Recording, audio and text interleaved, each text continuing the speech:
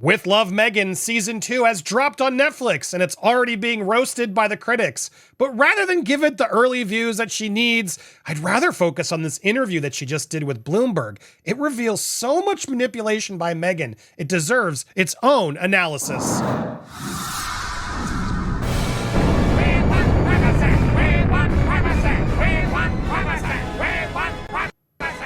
Welcome to Popcorn Palace. I am Andy Signor. Man, it's Meghan Markle week, so get ready for lots of content. I'm going to try to do it again for you. And I got to start here with this Bloomberg interview. Yes, we'll get to With Love Meghan, but honestly, even the hate watching, I don't want to do it right away. They won a lot of views early on, and I don't want to encourage it. So let's just be a little later. We can always make fun of it later, yeah? And then they won't get those early views, and that'll actually not help her at all. And I think that's more important. So I hope you understand why I'm going to delay a little bit. I will eventually get to some reviews and some clips. But first, we got to go through this interview. I started watching this, and then I realized I got to start and stop and watch this with you guys. If you want to watch it uninterrupted, you can go over to Bloomberg Originals. It's not been out that long. It hasn't got a lot of traction, but it reveals so many little things about Meghan, so many fake things. I thought this would be fun to start, stop, and watch together. So let's go. Here she is in Monteceto. This tastes so good. What's so special about this? It's the squishy bun, it's the crunch in the onion, it's the texture of the meat, they're perfect. It's kind of a perfect meal, and I'm thrilled that you're having it with me. Yup, this is me. This is me. I'm with Meghan Markle in Monteceto, and we're drinking beer and having smash burgers. This isn't fake at all. You know, or you may think you know, Meghan Markle the royal, the tabloid subject, the actress. Then there's what the media has told you about Meghan. You're spoiler alert. They're not going to tell you anything on this. It's such a nice puff piece. Just this year, she's launched blah blah blah blah blah blah blah. Of course, they got to go to the Godmother's bookstore. Back on her show. Show off the jars. Possibly. And things got real. All before noon on a Tuesday. Because they drank beer. Look how nervous she looks. When do you feel the least Duchess of Sussex? Oh my God. I'm here eating a smash burger with you being asked these questions. Oh my God, this thing that was all arranged beforehand? Oh, this is so weird. This highly specific, stylized thing that me and my team have thought about for weeks. Oh. The big question is, she's always so shocked. Oh. Can Meghan have a second act as an entrepreneur? And the truth about you. What would that one thing be?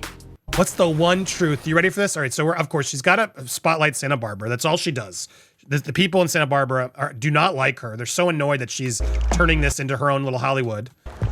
Because lots of people live there. Beautiful. Oh gosh, yes. I mean, this is my friend's place. It's Godmother's. It's the Godmother's. Let's do a tour and shut down Godmother's. Yes. I mean, they did a spectacular job. I mean, they have such a beautiful. Yes, I love all kids these people and trashy romance. Well, I spend so much time reading children's books, and you have 4 kids. Yes, I do. So, you know, our kids are 4 and 6, and so at the end of the night, I do that, and then I haven't really gotten into a book in a long time.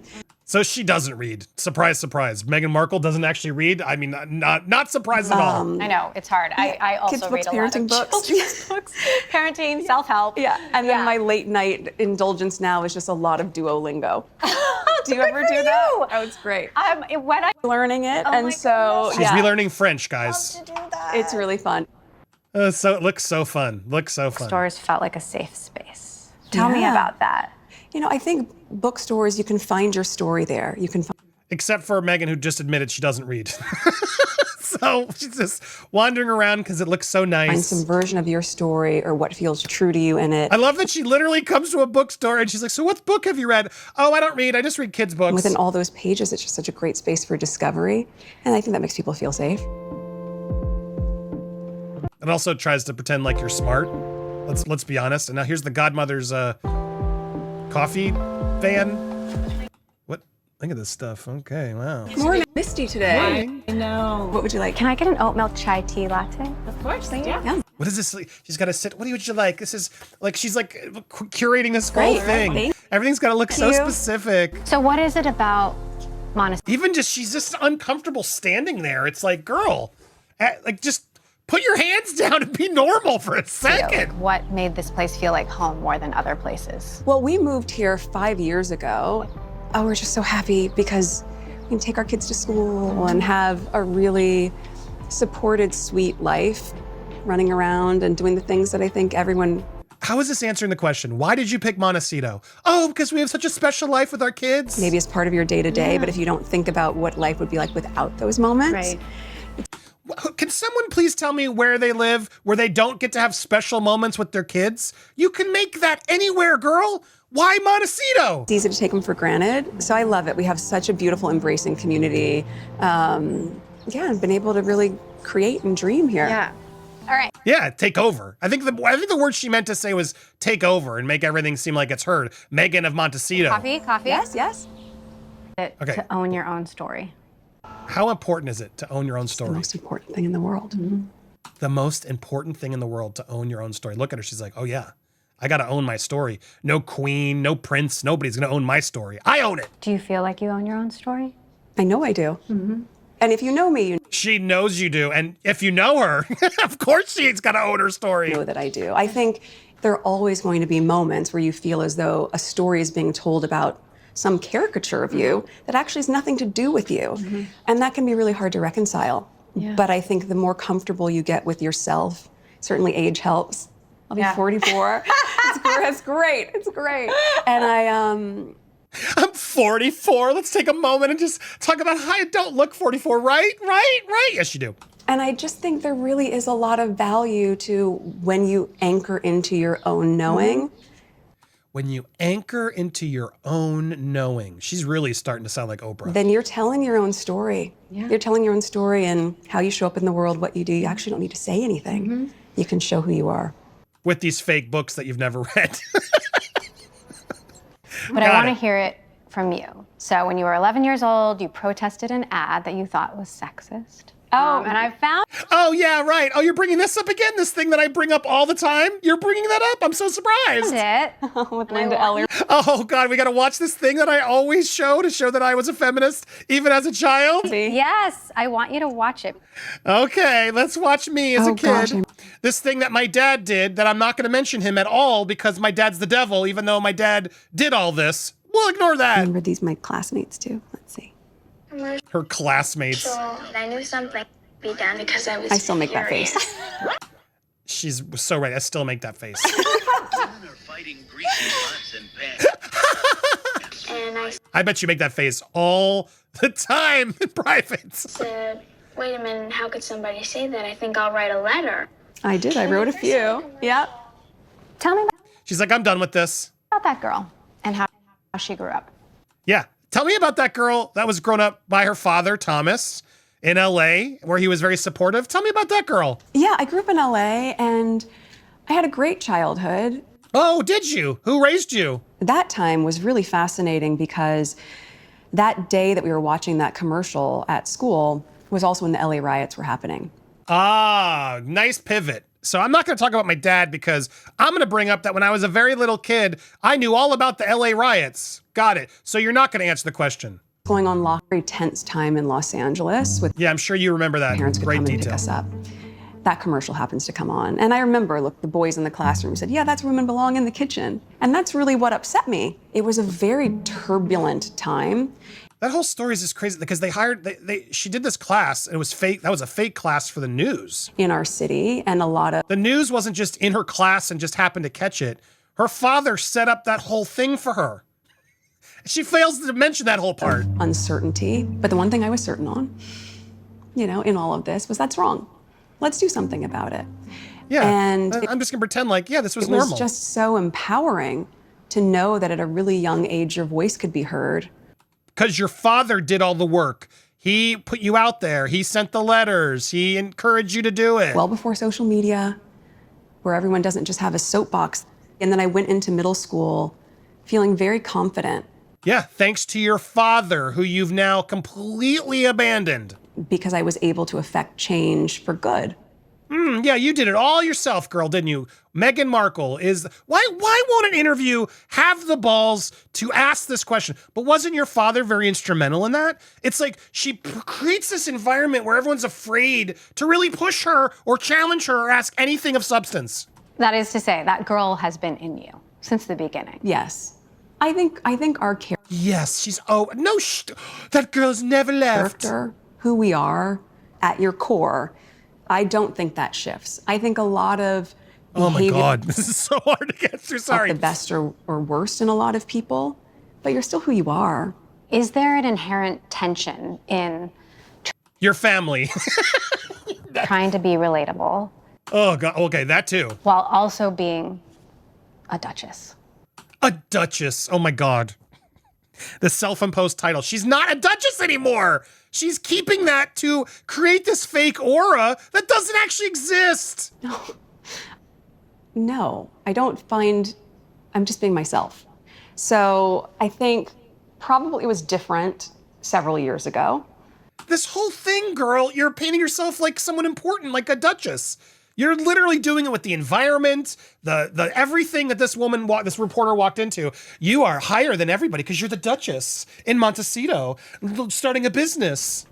Where I couldn't be as vocal and Here we go. Ready for this? She couldn't be vocal, guys. She was always silent and could never say anything. I had to wear nude pantyhose all the time.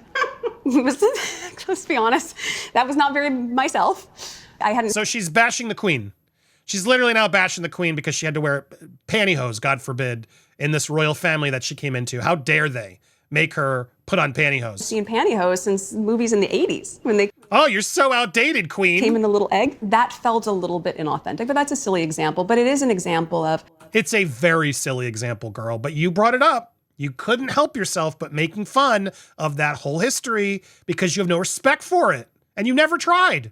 when you're able to dress the way you want to dress and you're able to say the things that are true and you're Yeah, her story. Always, it's got to be her story, no one else's story. I need to do it my way or else I'm out. See ya. able to show up in the space really organically and authentically. That's being comfortable in your own skin. And that's, of course, had different chapters in my life. But right now, no, I don't feel that I need to prove anything. Oh, girl, you couldn't even say it with a straight face. Look at that. That's Okay, nothing to prove, huh? celebrity. So, oh, no. What's your vibe on launch day? Are you zen or are you like gritting your teeth? Oh, no. Very zen. Because it's done. Yeah. Sure, yeah. I'm sure she's so zen. So I think I sort of approach that with anything that I pour my heart into and create is you've done everything you can. And then you have to let it go. How much preparation would go into a with? Oh my God, this is rough, but we're gonna get through it. Love. I'm gonna have to put this into sections. In fact, we should wrap Shoot, up this like, are you- section. And a lot of prep and a huge crew, which I think people often forget. That was a crew of 80 people. That's such a waste. You did not need 80 people to make that dumb show. 80 people took to make that show? That's so wasteful. Oh my God. I did my whole documentary with like 3 to 4 people, 5 people, I guess, a couple freelancers. 80 people? And you're proud of that. So most of it in the pre-production was inspired by recipes that I love to make, who I was entertaining, Oh, even she's just like, oh, this is so rough. and then test it all out. Yeah, it's a lot. The show It sure is a lot to make cooking shows are notoriously like the easiest things in the world to make. hit the top 10 Yeah, Oh my God, it hit the top. You are being so generous. globally. globally. And yet Yeah, globally hit the top 10. there were mixed reviews. I watched every. Oh yeah, I love this. They go I so knew they who I was trying to meet. And so if you know your audience, you know your demographic, well, they love the show. did they really? And my partners love the show, and that's why we have a season 2. And That's why we have a season 2. You taped both seasons back to back. That was always the plan. You are there. There it is. The manipulation of Meghan, and she said that. So like, that's why there's a season 2. No, you taped whatever it was, 10 episodes, and then they told you to split them up so they could actually try to attempt to make your dumb bomb of a show be more worthwhile to them by spacing them out. There was no season 2. There was no season 2. Now they're doing a holiday special, is what it sounds like. They're doing a holiday special with you, and they're keeping a first look deal. But I've seen no one actually confirm that you're getting an actual season 2 of the show yet. She may, cheaper, but that's not confirmed yet. But nice try there, Meghan. why we have more fun coming. So She called it more fun coming. She has a holiday special is what she has coming. I think oftentimes the negative voices, are they saying the negative things and then secretly going home and making single skillet spaghetti? Possibly. And No, I definitely didn't do that. And I'm not a negative voice. I'm a critical voice. You don't like criticism. And you're manipulative because, again, you just lied. You didn't get a season 2. that's all right. They're trying to pay their bills, and that's for them to sort out if they're comfortable doing it at someone else's detriment.